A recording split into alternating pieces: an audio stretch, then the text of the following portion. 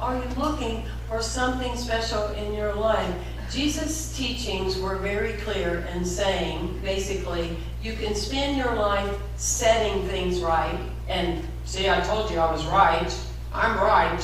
I told you it wasn't going to happen.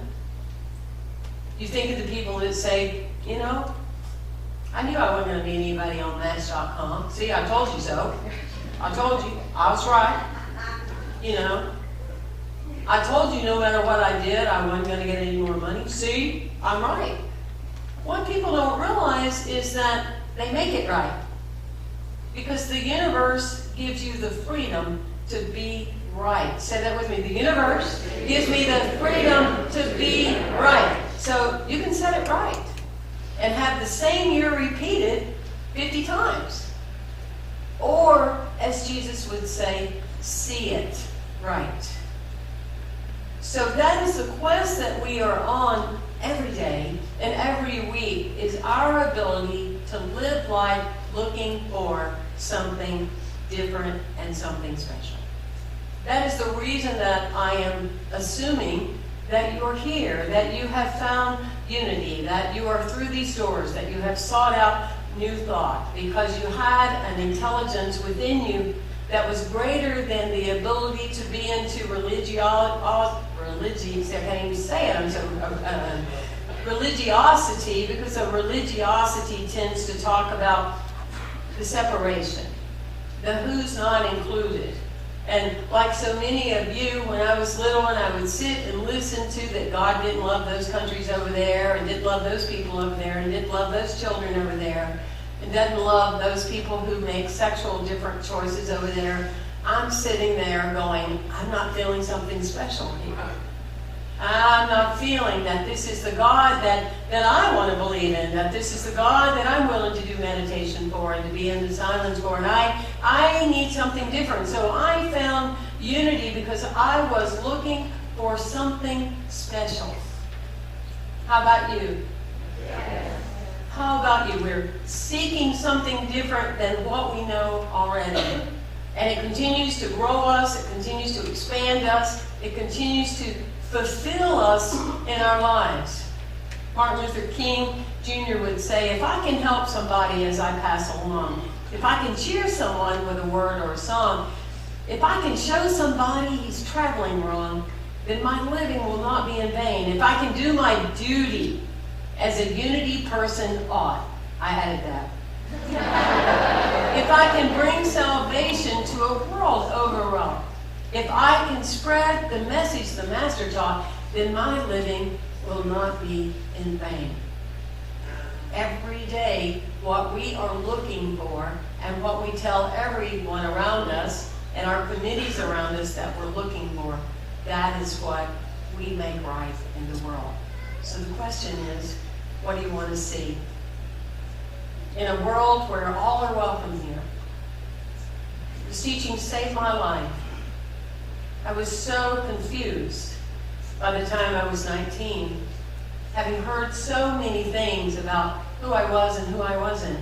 And to walk in the doors and have someone say, you are God's beloved, with whom God is well pleased, was amazing. Say that with me. You are God's beloved, with whom God is well pleased, was amazing. Because these layers of being blinded to what was special had been covering me. And those layers came off, you see, like someone asked Michelangelo, how did you do the brilliant statue of David? Did you see David? He said, I felt it and I chipped away what did not belong. That's what we do when we gather.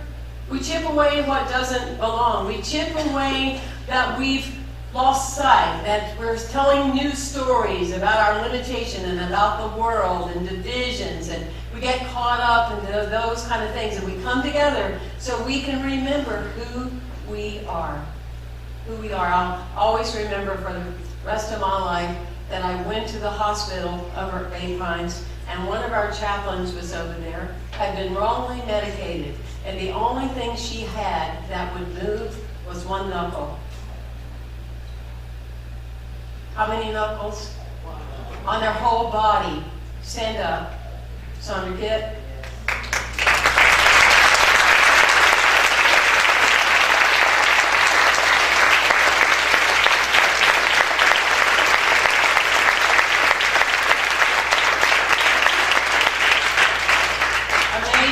Military, an incredible human being, one knuckle. I went in there to that room and I looked at her and I saw that one knuckle moving and I said, "Are you ready to go home?" And I said, "If you are, blink your eyes." There's an intelligence of life that is greater than any condition and a power that exceeds anything in everyday human awareness. There is a level of possibility that will bring the dead into living, will lift those that are dead to rise again, and will exceed any condition in life, any statistic, any set of facts. There will always be facts, but there is one thing greater than all of that: spiritual truth. Spiritual truth exceeds all facts. This lady now, who has my deepest and greatest respect, I mention her about every 3 years. We'll be talking about it 3 years from now. She now rides horses. She goes to retreats. She travels to Brazil. Yes, she is all that because she believes in its intelligence that says there is no such thing as a long-term condition. There is the presence and power of God. It will lift your life. It will move your life. It will bring you beyond anything that you've ever dreamed of and then some.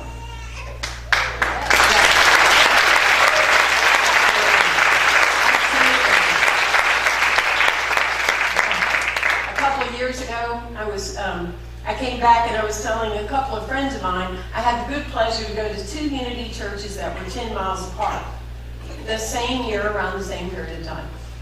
And as they were calling me and asking me what I was going to talk about, like I would know, but anyway, they asked me, what are you going to talk about? They began to tell me, one of them, they're creative, they're dynamic, they have a lot of energy, they have new people coming all the time. And I said, wow, that sounds like really exciting, That sounds really, really great. I can't wait to be there. I can't wait to see it. And the other community 10 miles down the road said, well, be prepared. Be prepared. I mean, it's summer and, people don't come because it's summer and there's not that much going on. And as a matter of fact, I go away 3 months myself. I'm thinking to myself, honey, you're already gone.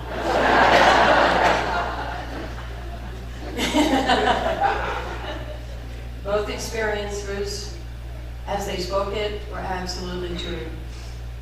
And everyone chanted the same thing around the room. There was the group that was looking for something special and they had it. And there was the group looking for something wrong and they had it. Same place. Same principles. Teaching the same principles. Like we teach every week, God is, therefore you are, must be, working with law, meditate, pray, find that so you can practice in your life and exemplify unity truth. Yes? That's our basic principle. Nothing hard about it.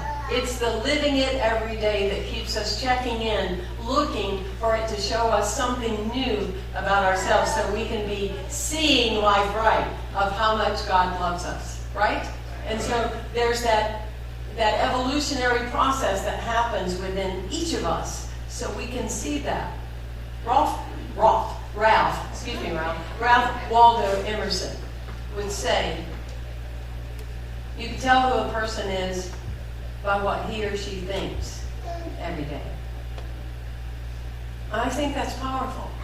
I've been able to make a little bit of progress in my life by watching what I think, the stinking thinking and the critical thinking, and absolutely, amen to all of you. I think we make progress that way. But the other part I'm going to add to what Ralph says, it's what you're thinking, but it's also what you're saying. Elijah's on point with everything I'm saying this morning. Thank you, buddy. Our wise sage in the front. Absolutely. What are you saying? I don't know about you. See, I find great joy in being a student. my role to be up here. I feel I have some pertinent things based upon my life experience to share with you. But I'll also tell you, my greatest joy in life is being a student. And I've said this to you a number of times. When I stand up here and act like I know everything, then somebody please tell me that I'm done. Because I love learning. And I love seeing more of what life can do. I love seeing the miracles all around all the time. It really lights me up. You know, it just, I don't know, it makes my heart sing. But I watch and I catch my words. And there's so much stuff that just comes out of our mouth that we're just so unaware of what we say. I've been seated there in Friendship Hall and people go, oh, you know, I'm dying for a piece of cake. And I'm like, you're dying for a piece of cake? Sometimes they respond well, sometimes not. And I go, I can't imagine. We're doing a eulogy on Reverend Temple Hayes. She died today from a piece of cake. Really? Why are we saying that? And one time I caught myself, I just was flabbergasted. I thought, how long have I been saying that? Did I just start last week? Have I been saying that? How long? And I said, you know, what we want to do is we want to kill 2 birds with 1 stone. And I'm thinking, I'm vegetarian. I could never kill a bird. I don't want any birds to be killed at all. And I don't want anybody else to kill any birds. Why am I saying that? You know, and these are the funny and not so funny things, but what are you saying? What do you say? What do you say about your teenagers? Do you say it's really hard? They're like 2-year-olds multiplied by 8? Or do you say they're the greatest teachers in your life? What do you say about the person that you go home to? What are you saying about your life, about how God is working or not working? Do you say, wow, you know what? If the presence of God can lift a person that can only move their knuckle, then surely my situation here can be handled in a much more magnificent, greater way. Can you see that? What do you say? What do you say about your age or your cages or your limitations or your tattoos? Because the universe says you are my beloved with whom I am well pleased, and this is apparently what you want because you keep saying it all the time. And therefore it's going to be true. So what is that? What is that connection? There's a story of a man that he's walking along with his dog, and it occurs to him that he's dead.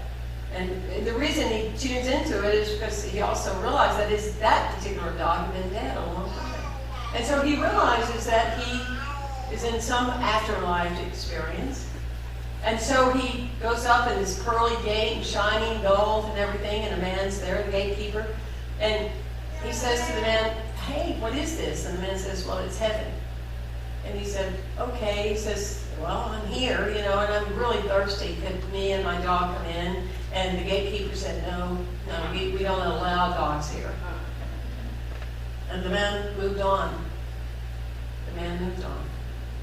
And so he goes further down the mountain and he sees a guy. There's no gate. There's nothing fancy about it. But he says to him, he said, what is this?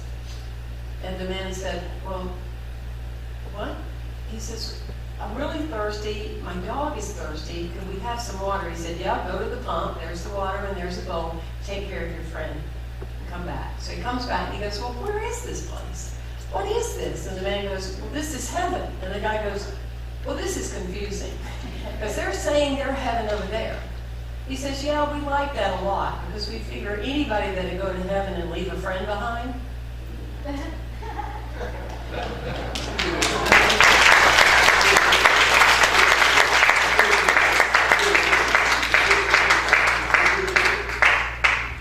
Winfrey said, if they ask you who you want to be in the afterlife, hopefully you'll say you.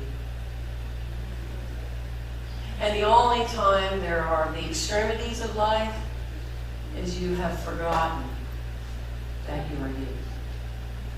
And so don't be confused by the things that promote heaven while at the same time promoting separation. They'll be confused of people that are trying to say there's some kind of magic answer over here while at the same time teaching hate, teaching other people to be against other people. And when you come to community and you come to church, come to church. This is not a place for a political game, ever. This is a place to talk about the principles that change your life and change my life. And we believe in them because we know they work. And it is our belief that makes them work. Thank you for coming today. Really appreciate you.